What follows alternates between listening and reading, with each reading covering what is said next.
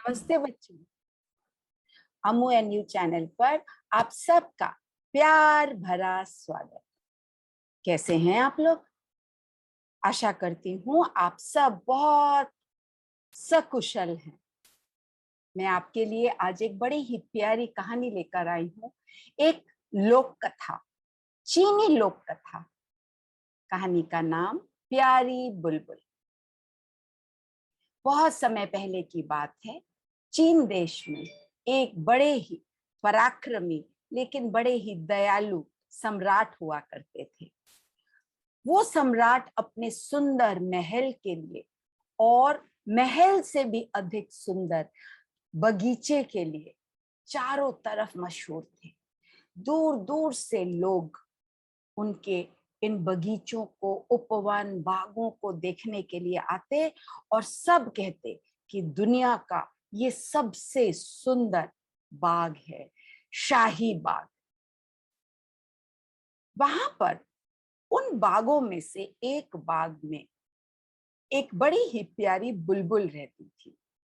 बुलबुल बाग के अंदर नहीं, बाग के पास वाले जंगल के एक घने पेड़ में रहती थी, लेकिन लगता था कि शायद वो बाग में ही है।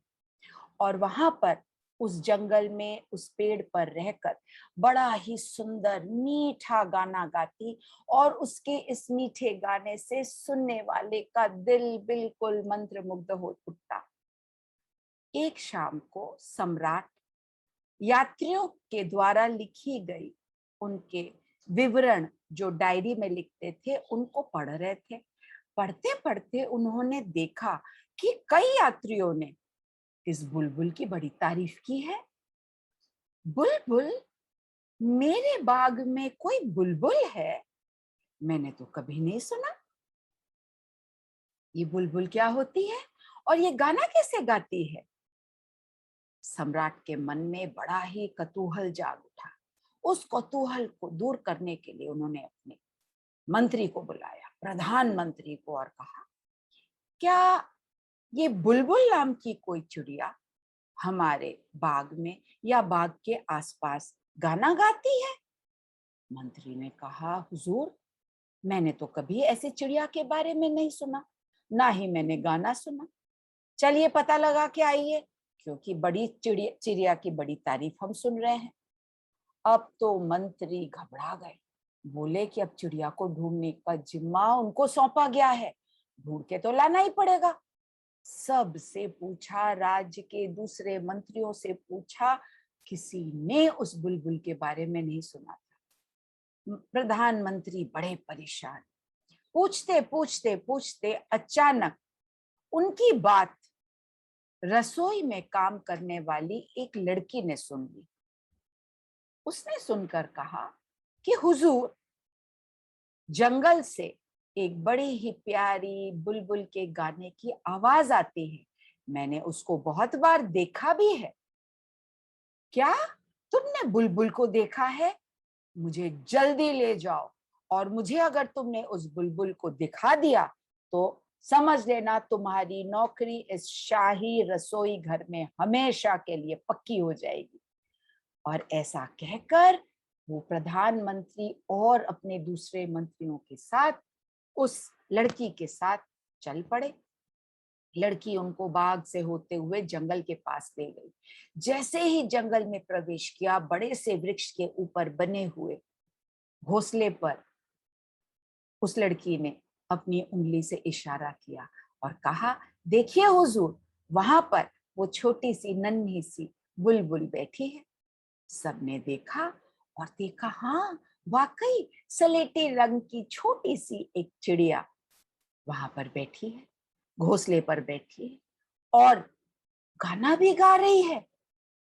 प्रधानमंत्री और सब मंत्री उस गाने को सुनकर चुप हो गए, बिल्कुल भाव विभोर हो गए और बोलने लगे कि ऐसे लग रहा है कि मानो छोटी छोटी नन्ही नन्ही घंटियां बज रही हों। बड़ी ही हैरानी से देखने लगे। फिर प्रधानमंत्री ने कहा, अरे बुलबुल, जरा हमारी बात तो सुनो। बुलबुल ने नीचे देखा और अपना सिर हिलाया प्रधानमंत्री बोले, बुलबुल, तुम्हारा गाना मैंने पहली बार सुना और मुझे बहुत पसंद आया। महाराज तुमसे मिलना चाहते हैं, तुम क्यों ना शाही दरबार में आओ और आके अपने इस मधुर गीत को महाराज को सुनाओ। सम्राट सुनकर कितने खुश हो जाएंगे। बुलबुल ने कहा, आपने इतने प्यार से बुलाया तो मैं जरूर आऊंगी। मैं कल शाम को दरबार आती हूँ। प्रधानमंत्री खुशी खुशी वापस लौट गए और जाकर शाही दरबार में खास तैयारी करने लगे। हर शाम ही दरबार लगता था, गाना बजाना होता था, तरह तरह के मनोरंजन के साधन वहां थे। लेकिन उस शाम को बुलबुल का गाना बड़े ही खास मनोरंजन का केंद्र बनने वाला था। इसीलिए छोटी छोटी बत्तियों से, फूलों से, सुंदर सुंदर फूलों से पूरे दरबार को सजाया। और जैसे ही शाम हुई, वो बुलबुल उड़ते हुए आ गई, अंदर आ गई और दरबार के अंदर उसने प्रवेश किया। अब दरबार में उसके बैठने के लिए मंत्री जी ने एक सोने का स्थान बनाया था, जिसके ऊपर बुलबुल आकर बैठ सकती। बुलबुल वहां बैठी और इशारा करने पर उसने अपना मधुर संगीत शुरू किया। इतनी प्यारी धुन, इतना प्यारा गाना सुनकर सब के सब दंग रह गए। सबका मुंह खुला का खुला रह गया और सम्राट के तो आंखों से आंसू ही बह निकले। खुशी के आंसू के साथ वो उठे और एक छोटी सी सोने की चप्पल बुलबुल के गले में फीते से बांध दी। पुरस्कार के रूप में बुलबुल ने उस सोने की चप्पल का पुरस्कार देखा और महाराज से बोली, महाराज इसकी कोई आवश्यकता नहीं है, क्योंकि मैंने आपके आंखों में चमकते हुए आंसू देख लिए। मेरे गाने की प्रशंसा आपने इतनी भावनाओं के साथ कर दी, इससे अधिक मुझे कुछ नहीं चाहिए। इसीलिए ये सोने की जो चप्पल है, ये आप अपने पास रख लीजिए। महाराज उसकी बात सुनकर इतने प्रसन्न हो गए तो उन्होंने कहा कि बुलबुल, तुम मेरे महल में ही क्यों नहीं रह जाती हो? इतना अच्छा गाती हो तो मेरे महल में रहो और मेरे बाग में रहकर गाना गाओ। बुलबुल राजी हो गई और तब से बुलबुल वहीं पर रहने लगी, महल में। और महल में उसके लिए खास सोने का पिंजरा बनाया गया और 12 व्यक्तियों को नियुक्त किया सम्राट ने बुलबुल की हर बात का ध्यान रखने के लिए। समय बीतता गया। एक दिन सम्राट बुलबुल का गाना सुन रहे थे। रोज शाम को बुलबुल गाना सुनाती। एक शाम को सुन रहे थे जब जापान के सम्राट ने अपने दूत को भेजा। जापान से जो दूत आया था वह महाराज से मिलने आया और आकर उनको अपने सम्राट की एक भेंट दी। और वो भेंट क्या थी? जैसे ही खोला, सम्राट, चीन के सम्राट की तो आंखें फटी की फटी रह गई।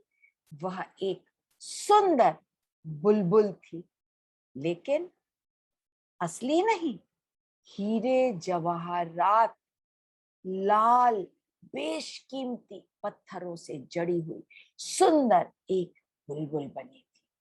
महाराज ने कहा, अरे ये इतना सुंदर है, ये सुंदर सी बुलबुल तो कितनी खूबसूरत है और कितनी कारीगरी से बनाई गई है। उसी समय बुलबुल ने गाना शुरू कर दिया, उस नकली बुलबुल ने। और उसका गाना सुनकर तो सम्राट और भी दंग हो गए और बोले, अब इस बुलबुल के गाने के साथ हमारी असली बुलबुल भी गाना गाएगी और दोनों जुगलबंदी करेंगे। लेकिन जुगलबंदी कुछ जमी नहीं। असली बुलबुल को नकली बुलबुल के साथ जुगलबंदी करना आया नहीं और थोड़ी देर तो वो गाती रही और उसके बाद वो वहां से उड़कर चली गई। अब नकली बुलबुल तो गाना गाए जाए, क्योंकि उसमें तो मशीन की थी, मशीन लगी थी, वो गाना गाती गई। सब लोगों ने बड़ी तारीफ की और महाराज ने कहा ये तो बड़ा ही अजूबा है, इतनी सुंदर भी है और ये तो गाते गाते कभी थकती भी नहीं। हमारी असली बुलबुल तो थक भी जाती है, ये तो सारा दिन गाती रहेगी। ऐसी बातें सुनकर असली बुलबुल के दिल को थोड़ी चोट लगी और उसने कहा अपने मन में कि अब शायद मेरी जरूरत नहीं है। महाराज इस बुलबुल से इतने प्रसन्न है, उसके गाने से प्रसन्न है, तो मेरा यहाँ रहने का क्या मतलब बनता है। और बिना कुछ कहे वो वहां से उड़कर वापस अपने जंगल में चली गई। अब बहुत जल्दी ही वही नकली बुलबुल का गाना सुनते सुनते सुनते सुनते सम्राट और सारे मंत्री असली बुलबुल के बारे में भूल ही गए। महाराज ने उसी दिन जब पता किया कि पिंजरे में असली बुलबुल नहीं है और जब देखा कि बुलबुल लौटी ही नहीं, तो गुस्से में बुलबुल को देश निकाला का हुक्म दे दिया। आइंदा बुलबुल हमारे राज्य में दिखनी नहीं चाहिए, ऐसा हुक्म जारी कर दिया था। अब समय बीतता गया और असली बुलबुल को सब भूल गए।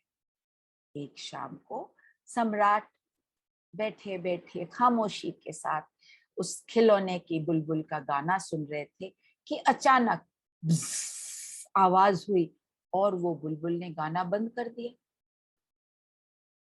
सम्राट बड़े परेशान हो गए, गाना क्यों बंद कर दिया? जरा जाओ बुला के लाओ, घड़ी सास को बुलाओ या किसी और को बुलाओ जो इसको ठीक कर सके। अब किसी ने तो मशीन वाली बुलबुल देखी नहीं थी, तो घड़ी सास को बुलाया गया। घड़ी सास ने आकर देखा और कहा कि सम्राट हुजूर,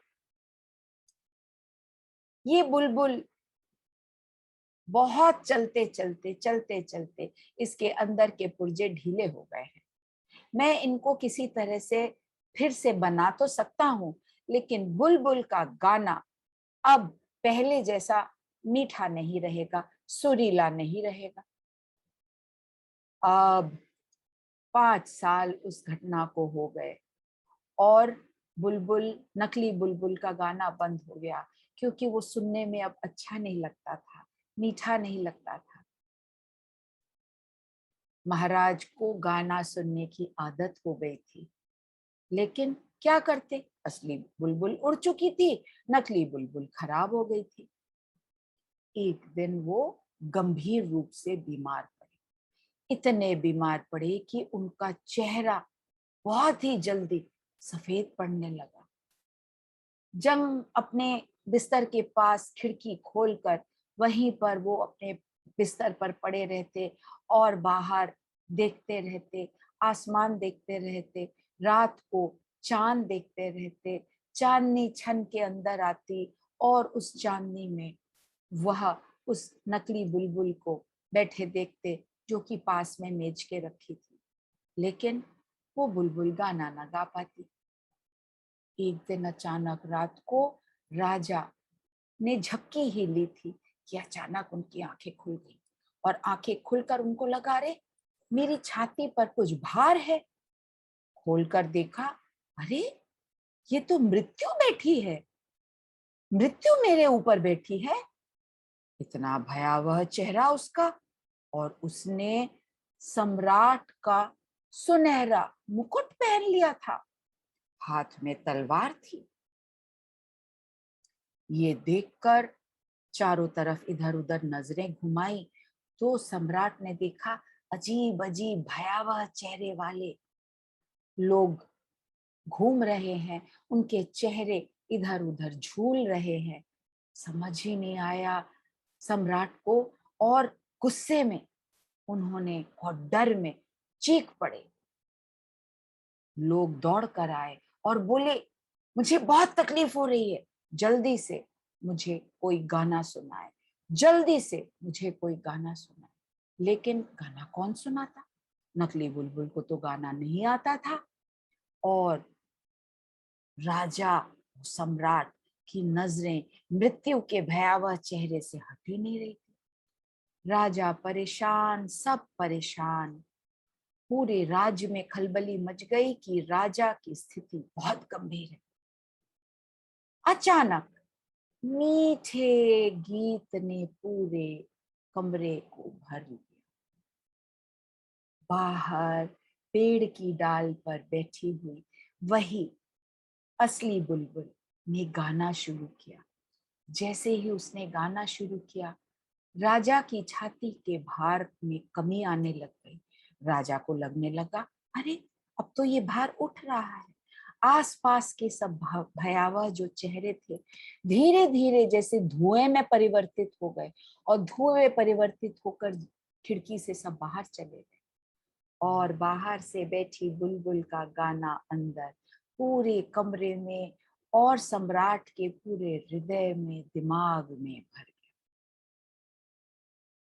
सम्राट को लगा, मैं तो कितना ठीक हो गया हूँ, मैं बीमार अब नहीं हूँ। उन्हें लगा कि उनकी बीमारी पूरी तरह से जा चुकी है। उठकर बैठे और बोले, बुलबुल जरा पास आओ। बुलबुल खुदक कर आई और बोले, बहुत बहुत धन्यवाद तुम्हारा। तुमने मुझसे बुलाने की उम्मीद भी नहीं रखी, मैंने तुमको बुलाया नहीं, तुम पता नहीं कैसे मेरे पास आ गई और आके तुमने मेरी इच्छा को पूर्ण किया और मेरी मनोकामना पूरा करने की वजह से, तुम्हारे गीत को सुनने की वजह से मेरी बीमारी चली गई, मैं ठीक हो गया। इसके लिए तो मैं हमेशा तुम्हारा आभारी रहूंगा और मुझे माफ कर दो, गुस्से में मैंने तुमको अपने राज्य से निकालने का हुक्म दे दिया था। मैं बेकार ही एक नकली बुलबुल के प्रभाव में आ गया था। तुम्हारी मीठी बोली का, तुम्हारे मीठे गीत का तो कोई जोड़ ही नहीं है।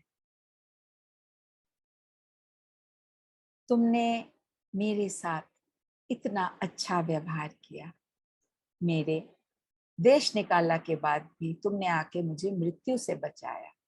इसीलिए तुम जो चाहो मुझसे मांग लो बुलबुल, मैं तुम्हें सब देने को तैयार हूं। सम्राट, मुझे कुछ नहीं चाहिए। मेरे गीत को आपने समझा था और उसकी तारीफ की थी और उस गीत ने आपके दिल को छुआ था, जिसके कारण मैंने आपके आंखों में आंसू देखे थे।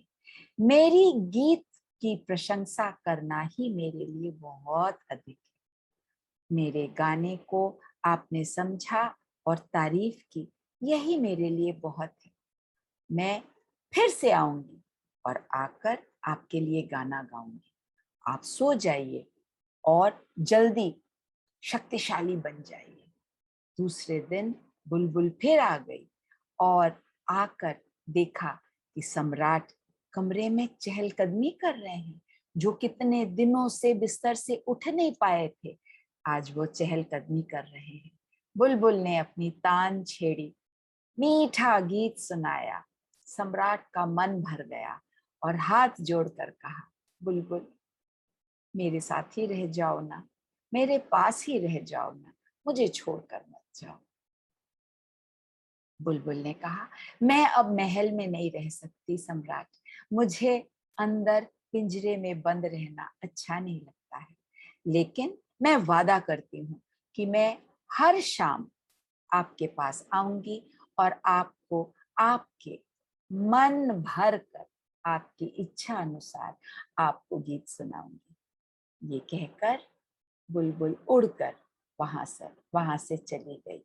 मुस्कुराते हुए राजा उसको देखने लगे और सोचने लगे, कितनी प्यारी चिड़िया है जिसने मुझे मौत के मुंह से निकाल दिया। और उसी समय दरवाजा खुला, राजा के मंत्री अंदर आए और आके देखा, अरे सम्राट तो पूरी तरह से स्वस्थ हो गए हैं, मुस्कुरा रहे हैं और पहले जैसे ही तंदुरुस्त भी लग रहे हैं। खुशी से सब झूम उठे और पूरे राज्य में खुशी की लहर छा गई। इसका श्रेय किसे गया? छोटी सी प्यारी सी बुलबुल को, जिसने अपने प्यार से, अपने मीठे गीत से राजा का मन जीता और राजा को बताया संगीत का, असली संगीत का असर कितना हो सकता है। कहानी अच्छी लगी हो बच्चों तो लाइक शेयर सब्सक्राइब जरूर करिए, बेल आइकॉन को प्रेस करिएगा तो मेरे सब नए वीडियोस आप तक पहुंचते रहेंगे। कहानी सुनने के लिए बहुत बहुत धन्यवाद। अच्छे बने रहिए, खुश रहिए और अम्मू का इंतजार करिए। जल्दी ही फिर मैं आऊंगी। तब तक के लिए नमस्ते।